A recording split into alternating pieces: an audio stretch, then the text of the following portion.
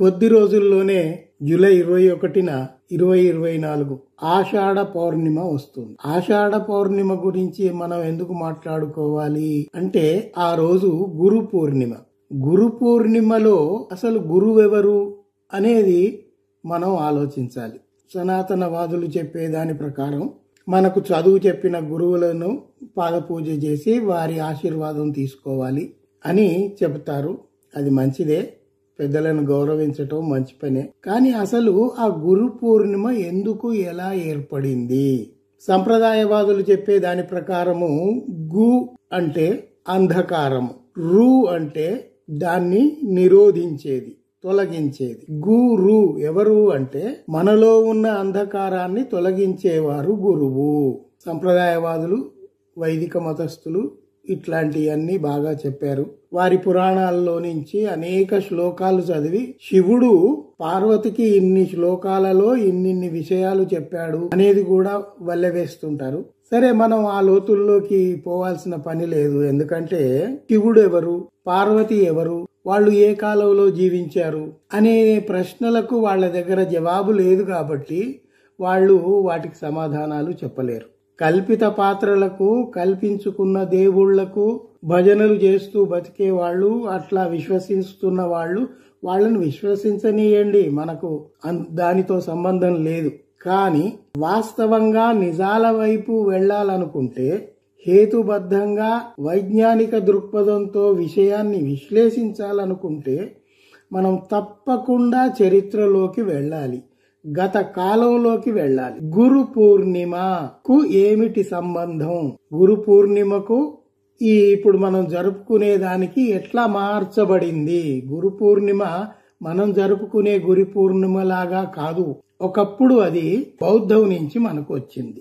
గురు పూర్ణిమ రోజు అంటే ఆషాఢ పౌర్ణమి రోజు ఈ దేశంలో ఒక గొప్ప విశేషం జరిగింది. ఏమిటి అది అంటే బోధన అనేది ఆ రోజు ప్రారంభమైంది. జ్ఞానోదయం అయిన తర్వాత గౌతమ బుద్ధుడు మొట్టమొదటిసారి గురుస్థానంలో కూర్చుని తన శిష్యులకు జ్ఞానాన్ని ఉపదేశించాడు. ఆ రోజును, ఆ సంఘటనను గుర్తు పెట్టుకోవడానికి బౌద్ధులు గురు పూర్ణిమ, ధర్మచక్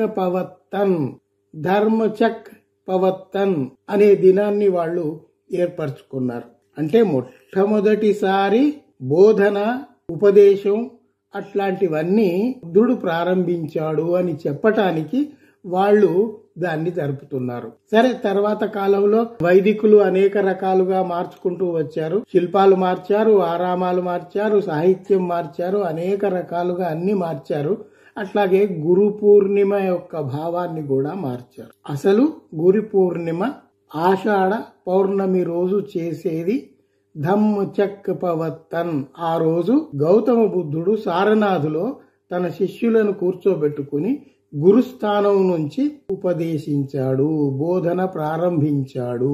మీరు చూడండి, దాన్ని అనుసరించే మన భారతదేశంలోని స్కూళ్లు, కళాశాలలు, విశ్వవిద్యాలయాలు అన్ని జూన్ మాసంలోనే ప్రారంభమవుతున్నాయి. విద్యాభ్యాసం ప్రారంభమయ్యే అకాడమిక్ ఇయర్ ఆ నెలలోనే ప్రారంభమవుతుంది. మీరు విదేశాల్లో చూడండి, వాళ్ళ అకాడమిక్ ఇయర్ జనవరిలో ప్రారంభం అవుతుంది, డిసెంబర్లో ముగుస్తుంది.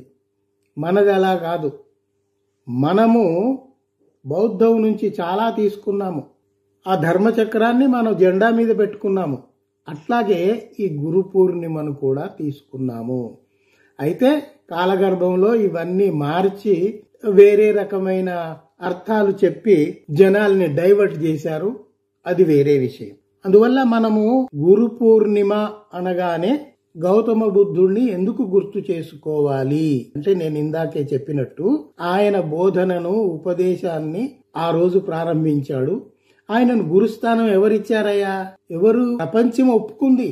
ఎందుకంటే ఆయన బోధనలు ప్రపంచవ్యాప్తంగా అన్ని దేశాలకు వ్యాపించాయి. మీరు అటు ఉత్తరం చూడండి, China, Japan, Korea, Thailand, Nepal, Malaysia, అటు అరబ్ కంట్రీస్ వరకు, ఇరాక్, ఇరాన్ వరకు అప్పుడు ఆ కాలంలోనే ఆయన బోధనలు వ్యాపించాయి. దక్షిణాన శ్రీలంక వరకు, ఇటు బంగ్లాదేశ్ వరకు ఇంత విస్తృతంగా బోధనలు వ్యాపించిన మహనీయుడు వ్యాపింపజేసిన మహనీయుడు మరెవరైనా ఉన్నారా? మీరు ఒక్కసారి ఆలోచించండి. ఆయన బోధనలు ప్రపంచ భాషలన్నింటిలోకి వెళ్ళాయి. ప్రపంచ భాషల్లోకి అన్నింటికీ అనువాదమయ్యాయి. ఆ విషయం మనం గుర్తుపెట్టుకుంటే గురు పూర్ణిమలో గురువెవరు అనేది నిర్ధారణ జరుగుతుంది. గురు పూర్ణిమలో గౌతమ బుద్ధుడు, ఆయనకు జ్ఞానోదయం అయింది.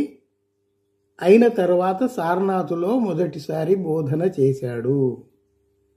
ఇంకొక విషయం, జ్ఞానోదయం అనగానే మన సంప్రదాయవాదులు, మనకు సినిమా వాళ్ళ దర్శకులు మనకు కొన్ని ఇంప్రెషన్స్ కలిగించారు. ఏదో మహత్తు జరిగిపోతుంది, ఎవరో వచ్చారు, ఏదో మహత్తు మనకు అందిస్తారు. అట్లాంటివి ఏమీ జరగలేదు. జ్ఞానోదయము అంటే తనను తాను తెలుసుకో.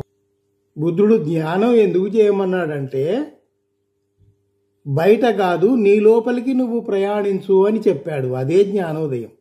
ప్రపంచాన్ని గమనించు, సంఘాన్ని గమనించు, నిన్ను నువ్వు గమనించు అని చెప్పాడు. అదే జ్ఞానోదయం.